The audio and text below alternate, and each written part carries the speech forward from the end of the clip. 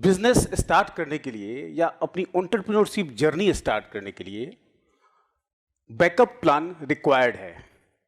कितने लोगों को लगता है आप में से? Very good. और कितने लोगों को ऐसा लगता है कि बैकअप प्लान की जरूरत नहीं है? Good number. मेरा एक फ्रेंड था Ravishankar. He was a brilliant student and he was brilliant in planning also. उसने एक कंपनी ज्वाइन करी जिस कंपनी का टर्नओवर था 100 करोड़। 3 सालों के अंदर में उसने उस कंपनी को 10,000 करोड़ की टर्नओवर की कंपनी उसने बना दिया। फिर उसके अंदर एक कीड़ा लग गया, जैसा कि नॉर्मली वर्किंग क्लास में कई बार लग जाता है, मेरे अंदर लगा था कि क्यों नहीं मैं अपना काम स्टार्ट करता हूं। जब मैं एक 10,000 करोड़ की कंपनी बना सकता हूं तो अपना क्यों नहीं कर सकता हूं। तो उसने अपने लाइफ में इस बार अपनी जिंदगी का बेस्ट प्लान किया। उसने सोचा कि पहले मैं 6 मंथ में अपनी लॉ की प्रैक्टिस करूंगा। वो लॉयर भी था। फिर सोचा कि अगर ये 6 महीना नहीं चला तो मैं अपनी सीए की प्रैक्टिस करूंगा। यहां दोनों में 0 इन्वेस्टमेंट थी। कहा कि अब फाइनली अगर ये सब भी नहीं होगा तो जो मैंने इन्वेस्टमेंट करी है सारी इन्वेस्टमेंट अपनी ई कॉमर्स कंपनी में लगाऊंगा, जिसको कि एक्चुअली 100 करोड़ से मैंने 10,000 करोड़ की बनाई थी। दोस्तों, क्या हुआ होगा? रवि फेल्ड। जब वो लॉ की प्रैक्टिस कर रहा था तो उसके दिमाग में था कि मुझे सीए की प्रैक्टिस करनी है। सीए की प्रैक्टिस कर रहा था तो मेरे दिमाग में था मुझे ई कॉमर्स करनी है। और वहां पैसा डूबता गया, डूबता गया, डूबता गया, क्योंकि वहां जॉब याद आ रहा था। सितंबर 2003 में मेरे पास एक नौकरी का ऑफर आया, लेकिन मेरा सपना था कि मैं कुछ ऐसा करूं जिससे कि मैं ज्यादा से ज्यादा पैसा कमा सकूं, मेरे पास फ्रीडम हो, टाइम हो और जॉब ज्यादा से ज्यादा जनरेट कर सकूं, लोग एनरोल कर सकूं अपने अलावा। So I decided to go for my practice. 6 महीना गया, कोई काम नहीं। 6 महीना और बीत गया, थोड़े बहुत काम आने स्टार्ट हुए। उस समय सपोर्ट सिस्टम फैमिली का था। साल भर सपोर्ट सिस्टम बंद हो गया। कहा कि अब तू कर ले जो करना है, अब नहीं देने वाले हैं। 1 साल मैंने और ट्राई किया। 2 साल होते होते मेरे पास 2 चीजें थी जो सब चाहते हैं, फ्रीडम और टाइम। क्या नहीं था? पैसा। मैंने डिसाइड किया कि मैं जॉब में चला जाता हूं।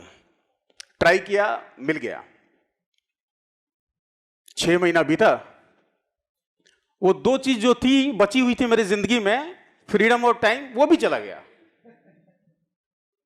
अरे क्या हो रहा है? I shifted to the another company. 6-8 महीने करा। अब मेरी स्थिति ऐसी थी, ना मेरे पास टाइम था, ना मेरे पास फ्रीडम थी, ना मेरे पास वर्क था, ना मेरे पास अच्छा वर्क नहीं था, सेटिस्फाइड वर्क, सेटिस्फाइड एक्सपीरियंस और कुछ अच्छा कर पाने की आशा भी नहीं दिख रही थी। So now I decided to again switch over, क्योंकि मेरे पास तो बड़े सारे बैकअप थे, ये नहीं तो वो नहीं, वो नहीं तो वो नहीं। तीसरी नौकरी चला गया।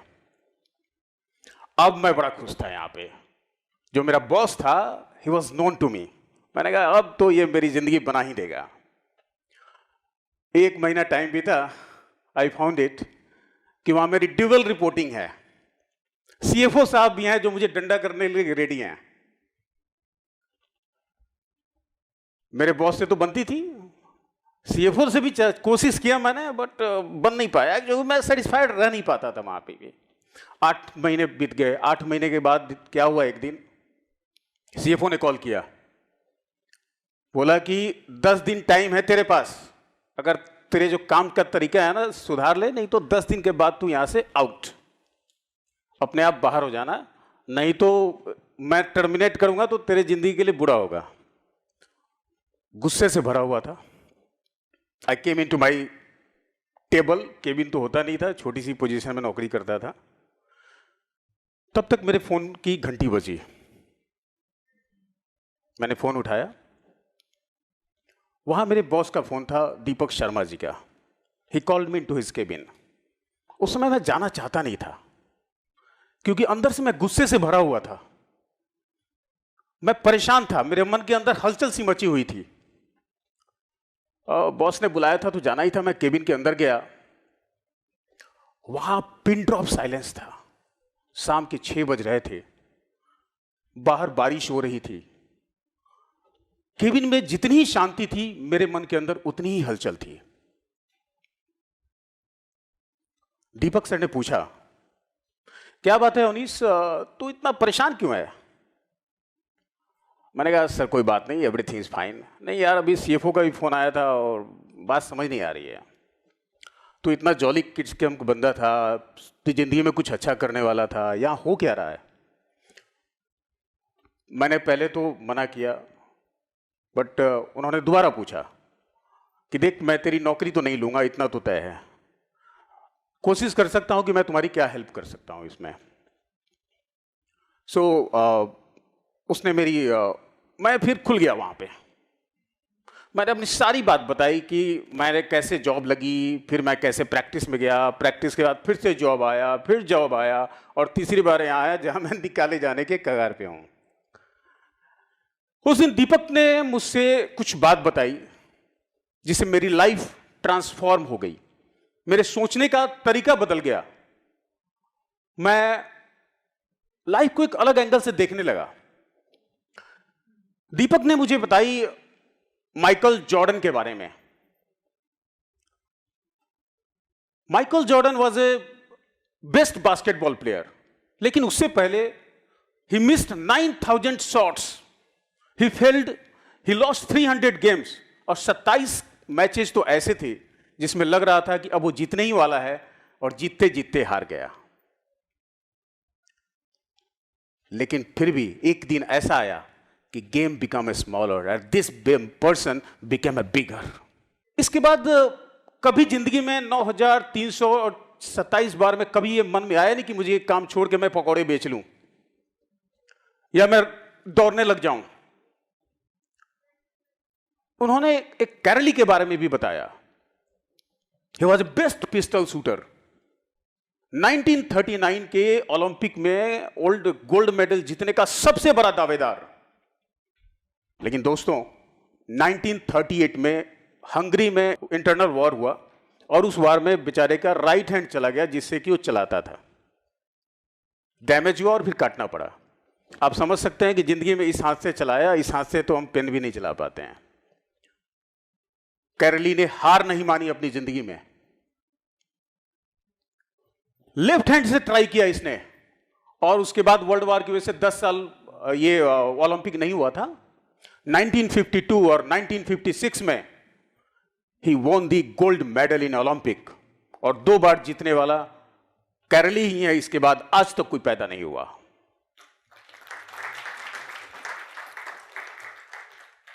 One 1,009 times the recipe of KFC owner has been failed. 1009 bar fail हुआ था।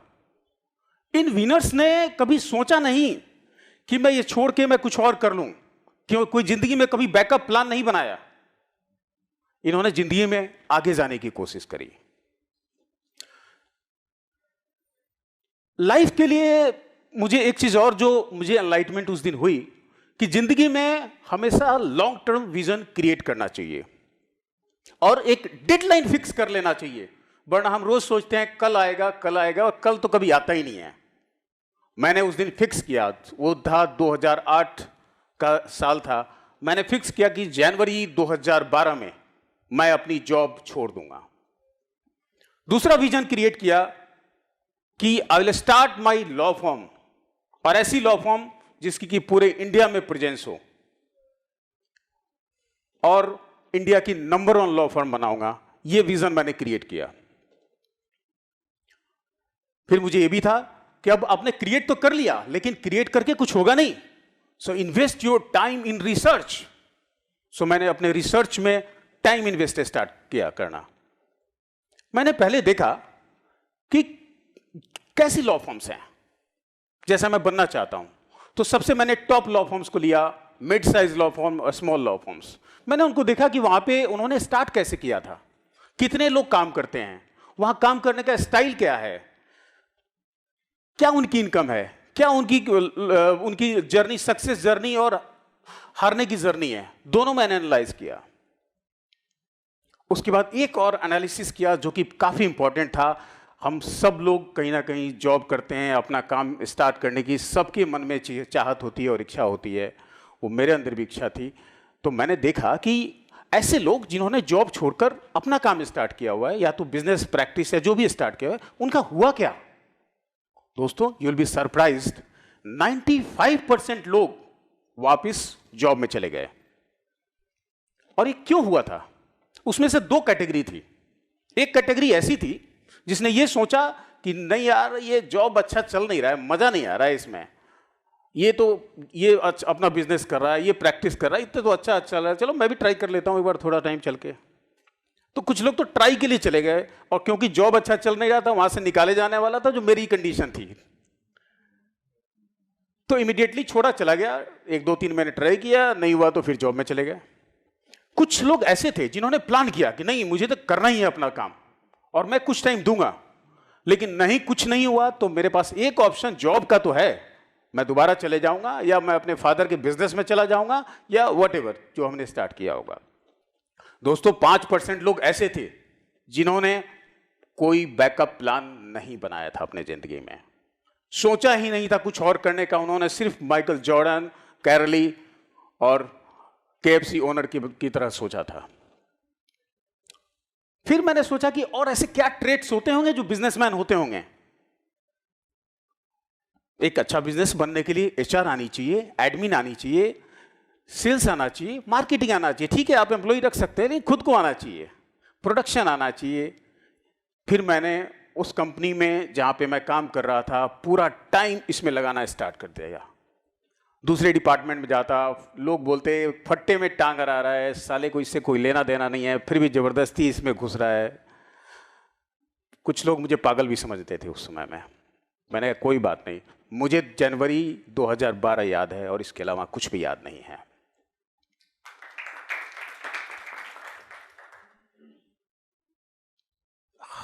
एक चीज और बताया गया था मुझे, जो काम करो दिल से करो, चाहे कचरा उठाओ, चाय बनाओ, या कुछ भी करो, दिल से करो। दिल से करोगे तो प्रधानमंत्री भी बन जाओगे एक दिन चाय बनाते बनाते। मैंने उस दिन से सोचा कि अब मैं दिल से काम करूंगा, मैं अपना 100% दूंगा, चाहे ये सैलरी मेरी कम ही क्यों नहीं आ रही है। क्योंकि सैलरी का तो कंसेप्ट ऐसा था कि 1 तारीख को आती थी, 10 तारीख को खत्म हो जाती थी, और 10 के बाद 20 तारीख तक मांग चंग के काम चलता था इधर उधर से, शुरू के दिनों में। मैंने अपना 100% देना स्टार्ट किया। सब लोग 10 से 5 की जॉब करके चले जाते थे, मैं रात के 10, 11, 12 बजे तक काम करता था, क्योंकि मैंने सोच लिया था ये काम मैं उस ऑर्गेनाइजेशन के लिए नहीं काम कर रहा हूं, वो काम मैं अपने लिए कर रहा हूं और मुझे कुछ करना है। मेरे जो कलीग्स थे वो बोलते थे कि ये चमचागिरी कर रहा है, ये सोच रहा है कि इसकी इंक्रीमेंट ना 10% से लेके 50% हो जाएगी, बट ऐसा कुछ होने वाला है नहीं। ऐसे चमचों को तो सीधा मारते हैं, बाहर निकालते हैं। विपिन ने जो बोला था वो समझ लेना आप लोग। मैंने सोचा नहीं, और परिणाम ये हुआ कि मैंने कड़ी मेहनत करी, और मेहनत का परिणाम हुआ कि लगातार 3 साल तक बेस्ट एम्प्लॉय का अवार्ड मिला मुझे उन कंपनीज में। फिर वो दिन भी आया, जनवरी 2012, मैंने अपना जॉब छोड़ दिया, प्रैक्टिस में आ गया। बड़ा मजा आया था उस दिन, लेकिन ये मजा 2 महीने में खत्म हो गया।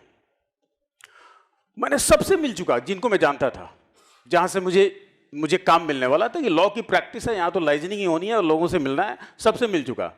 2 महीने मिलने के बाद, उसके बाद लोगों ने मेरा फोन उठाना बंद कर दिया। काम तो दिया ही नहीं मुझे, फोन उठाना बंद कर दिया। जब मैं कॉल करता, मेल करता कि मैं मिलना चाहता हूं, तो नहीं यार, आज तो मैं मुंबई में हूं, आज तो मैं यहां हूं, वहां हूं, ये पता लगा अंदर ही बैठे होते थे। रिलेटिव्स थे, उनका एक अलग एंगल था। वो ये सोचते थे और बोलते भी थे मेरे पीछे में, कई बार उन्होंने सामने भी बोलते थे, और इसकी ये साले की नौकरी गई होगी, पक्की बात है कि नौकरी से निकाला गया होगा, तब ये इतना ट्राई कर रहा है इधर उधर, कुछ करेगा तो नहीं, थोड़े टाइम में फिर कहीं छोटी मोटी नौकरी कर लेगा ये। घर जाता था, क्योंकि ये प्रोफेशन ऐसा है कि पैसा जेब में हो ना हो, सूट बूट अच्छा होना चाहिए, शर्ट वाइट होना चाहिए, शर्ट पीला नहीं होना चाहिए, जो व्हाइट शर्ट बहुत हम ज़्यादा पहनते हैं ना तो पीला भी हो जाता है, अच्छे से नहीं धोते हैं तो वो अच्छा होना चाहिए। तो वो मैं रोज जाता था। घर में फैमिली वाले बोलते थे, हाँ आज पूरे दिन घूम के आए हो, कुछ मिला भी नहीं मिला कि ऐसे ही चलेगा? अरे नौकरी पकड़ लो, वहाँ तो अच्छा चल रहा था, 2 लाख की तनख्वाह थी, यहाँ तो कुछ नहीं है। सो दोस्तों, I was very frustrated that time कि अब क्या किया जाए। लेकिन 99% दुनिया मेरे निगेटिव में थी, कुछ लोग पॉजिटिव भी थे जिंदगी में। कुछ लोग पॉजिटिव भी थे मेरे लाइफ में। एक मेरे फ्रेंड था, उसको बड़ा बिलीव था मेरे ऊपर। उसने कहा कि यार तू आया है ना, पक्का जिंदगी में कुछ ना कुछ तो करेगा, टेंशन मत लो, करो। अगर तुम्हें फाइनेंशियल या किसी और सपोर्ट की जरूरत है, I am always ready with you. मेरी माता जी बड़ी अच्छी थी, स्कूल भी नहीं गई थी। उनका एक कहना था कि एक बात मैंने देखा है कि जिंदगी में तूने जो कोशिश करी है ना, सब मिला है तुझे, यहां भी कोशिश करो मिलेगा। 99% सपोर्ट सिस्टम काम नहीं कर रहा था, 1% सपोर्ट सिस्टम कर रहा था। कैरली, KFC ओनर और माइकल जॉर्डन को हमेशा याद करके अपने आप को आगे बढ़ाता चला जा रहा था। कचहरी में, कोर्ट को कचहरी भी बोलते हैं, कचहरी में जाके खड़ा होता था। उसमें 50-50 रुपए में मैंने लीगल नोटिसेज बनाए। कई बार नहीं होता था, मैंने कहा 15 रुपए में नोटरी भी करवाया मैंने। ऐसी सिचुएशंस थी कि अब कुछ नहीं है तो कुछ तो करना है। पैन कार्ड बनवाए, टैन कार्ड बनवाए, ऐसा सारा कुछ ट्रेड्स मैंने अपने लाइफ में यूज किया। क्योंकि नहीं करने से तो अच्छा है कुछ करो, क्योंकि मेरे पास कोई प्लान नहीं था, मुझे नहीं लौटना था। 2019 में, आज के दिन में, I have a team of 40 people in my office. I have a presence in 350 cities in India. We are handling more than 100 client companies, including the Flipkart, Snapdeal, Myntra, Jabang. We are handling more than 6,000 litigation. ये India में शायद ही कोई law form इतने numbers में litigation कर रही होगी।